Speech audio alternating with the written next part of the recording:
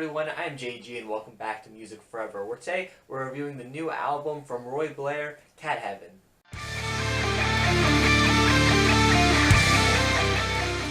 Cat Heaven is the first studio album from Roy Blair, who I became aware of mostly through his association with Brockhampton. If you're unfamiliar with them, they're a group that's been gaining a lot of popularity this past year with the albums that they've been putting out. I've actually reviewed them here on my channel if that interests you. But Roy here actually performed some backup vocals on Kevin Abstract, one of the members of Brockhampton's album that was released last year, American Boyfriend, as well as he was the backup singer on the tour that Kevin went on earlier this year, which you could actually see. Of course, you can't actually go on the tour now because it's done, but you could actually see that happening in the Brockhampton TV show that they had, American Boy Band. If you want to watch that, you'll see Roy in that, of course, performing on the tour. So that's really where I became aware of Roy and him being a musician. And given that I liked the parts that he was kind of featured on in American Boyfriend as well as on that tour, I was very excited to see what he was going to bring on his first full-length album. Now prior to this, he did have a couple of tracks and an EP, I believe, that was released. I did listen to them. I wasn't super, I didn't listen to them a ton or anything. So this was really my first big exposure, I guess you could say, to Roy's music. And really, I'd have to say this is a really good album, and it's one that I've been listening to a lot the past few days since it's been released, just because it is, a very enjoyable project. Not just because I had to, because I was going to review it. I've been, legitimately enjoying a ton of this album. The style of music that Roy really goes for here on this project is kind of a mix between kind of an alternative R&B, an alternative rock, an alternative kind of pop, and then even a bit of a hip-hop sound mixture that's all kind of thrown in there. I know that sounds like a lot of different genres and a lot of different sounds that are kind of getting mixed together here on this project, but the thing is, they're never, the sound of the project is still very consistent throughout. It's not like it's ever, bouncing back and forth between one extreme to another in terms of the genre influences that it takes from. It's always a very consistent sound that is very consistent in how much of each genre kind of takes into the tracks, and it doesn't make the album feel very scatterbrained. To go along with this very consistent mix of genres that are kind of pulled from here in the sound of this album, there's also a very consistent feel to the lyrics here on this project. Just a very kind of personal lyrical style, I guess you could say. Listening to this album all the way through, you really get a real feel for what, who Roy kind of is and what kind of, lyrics he wants to put out in his music. It's a very personal kind of feel, and I tend to like albums that have, lyrics like this, especially when it's, coming from a smaller artist on like a first album or something, where I feel like they're really just kind of giving you a look into their own life with the lyrics that they're providing you. I really do like that, and I really like how this album explores several different aspects of things in his own life. And I do feel that lots of the stories told here throughout the lyrics are, real stories that are based in fact, and you just get that feel from how kind of, down to earth and, relatable a lot of it is. It doesn't feel like it's someone, very high up trying to relate with a lot of, a lot of their audience, really. It just comes very naturally here.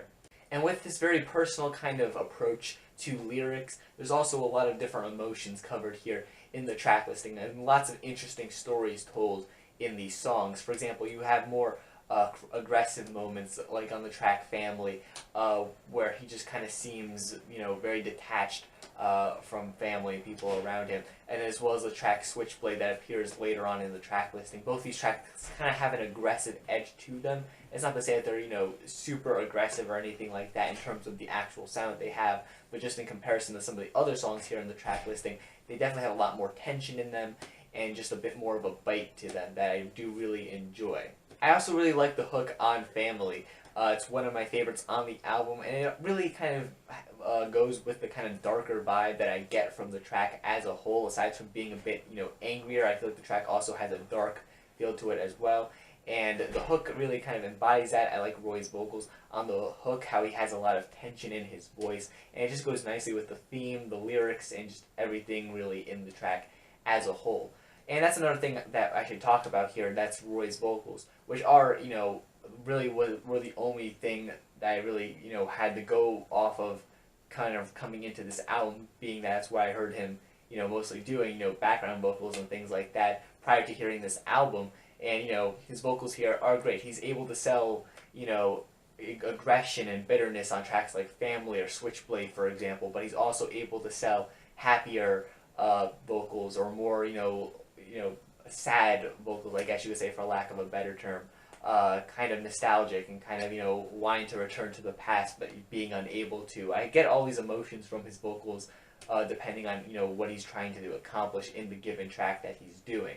And I do feel like the vocals very, nicely complement the instrumentals that are provided here on the album, and they very nicely complement just the general themes and lyrics of these songs that, of course, he's singing and or rapping here on the album. And that's another thing. Occasionally, Roy decides to rap here on the project. It's more of a, I guess you would say, sort of sung rap type of thing.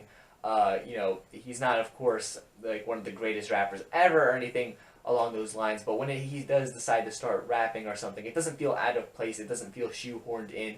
The flow from, sung vocals to this more rap style of vocals happens very naturally, it happens very nicely, and it always, ties together nicely with the themes and the lyrics and just the overall sound of the track, so it never feels awkward, or the transition never really feels out of place. It feels very natural and like it belongs there, and that's really the most important part of, connecting those two styles together, the more sung vocals and the more rapped ones. You really need to, connect them together in a very natural way, and I think Roy managed to accomplish that here, so it overall just benefits the project. Another interesting story that I kind of took out of this album is on the closing track, Hazel, which I think is a very nice just closing track to the album. It ties everything together very nicely, where he's kind of talking about reacting to things like death and things of that sort, how when he was younger and his mother was diagnosed with something he doesn't really specify, and how, he's just kind of, his first thing to think about is, his cat, like who's going to get his cat, if his mother were to die and things like that. And then, of course, he kind of goes on to say later on that, his mother is still around, but his cat isn't anymore, of course, because he's gotten older, and the cat, I guess, just passed away. And, of course, I think that's where the title of the album comes from, first and foremost. But also, just kind of the story that he tells here, once again, it goes nicely with explaining why I really like the lyrics and just the concepts here on this project, because you do have these very personal stories, such as this one, which, you really, they're not just these very basic, archetype stories that just teach a very basic moral or anything like that. They're stories that, are very personal, obviously came from a real personal, very real place, and when you hear them, you do kind of take a message out of it that, some people might want to deliver with a more basic story, I guess you could say, but, when you have something a bit more personal, a bit less, black and white, like this one, a story where there is a lot of stuff that you're left thinking about after the track finishes, especially given that this is the last track on the album. I'm kind of left, after listening to the project, thinking about this one track in particular and just kind of the story that's presented here, trying to take out some sort of moral or greater message from it. And that's, a sign of a good album and a good album closer, in my opinion, when the closing track is able to leave you with something to think about even after the album is done, and kind of makes you look back on the rest of the album and kind of think, were there any other themes that really tie into this closing track, because it does, close out the album in a very strong way, in my opinion. The instrumentation on this album kind of pulls from a lot of inspiration from, like I kind of mentioned before, things like alternative R&B and alternative rock, for example. You have lots of guitars that are very present here on this project, which just have a very kind of laid-back feel to them. Even on tracks that have a bit more tension or anger or bitterness in them, like Switchblade and Family, the instrumentation isn't super aggressive or super in your face. It's just filled with a lot of, tension and just, potency that you just kind of, when you hear it, you just know that, there's some sort of importance to, the tone of the track. It's not, necessarily laid back and relaxing, but at the same time, it's not, really in your face and super aggressive or anything quite like that. On lots of the tracks here, there are very, relaxing, more laid back type guitars and things of that sort that just tie very nicely in with Roy's voice. Most importantly, I think his voice goes hand in hand with a lot of these production choices that he's over. And of course, just with the general lyrical themes, the very kind of small and personal type feel of the album, it ties in together very nicely with the instrumentation and the production here. it all works together very nicely. So overall, I'd have to say that Cat Heaven is a very enjoyable album in my opinion. It's an album that while I did enjoy Roy's some of the tracks I heard coming into this thing, either from previous previous released tracks from him that aren't on this project, or the 2 lead singles from this thing, which I also heard coming into this, as well as of course his background vocals on American Boyfriend that I enjoyed. I wasn't exactly sure what to expect from this as a whole, but I'm walking away from this album very satisfied, and to an extent, I do understand that this is a type of album that I am of course going to favor, because it is a very kind of small scale, kind of personal album. And I tend to like projects like that. It's the same reason why I kind of also like Brockhampton. I know I mentioned them before because they also kind of carry a similar feel to them, and that carries over into this album. Even though the sound of the album is very different, it's a very enjoyable project. If you're a fan of the lead singles or any of the other tracks Roy has kind of put out in the past, or American Boyfriend, that album as well, I think you're going to enjoy this project because it does kind of carry that similar feel to it, but at the same time it has a sound of its own. Roy tells some very interesting stories here. There's lots of catchy hooks on this thing. The production works very nicely with Roy's voice, which is also fantastic. It's overall a very solid project, and it's one that I think I'm going to be listening to a good amount going forward. So, given that this is also a smaller artist, make sure you definitely give this album a listen. Make sure you give it a purchase if you enjoy it.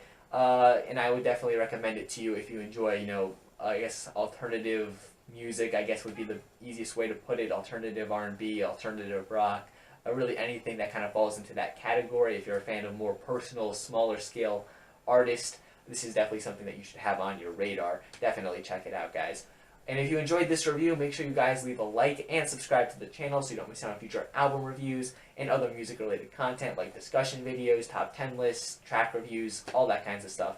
Comment down below your thoughts on this project. I greatly appreciate seeing them. Follow me on all my social medias in the description down below. Thanks for watching, guys, and stay golden.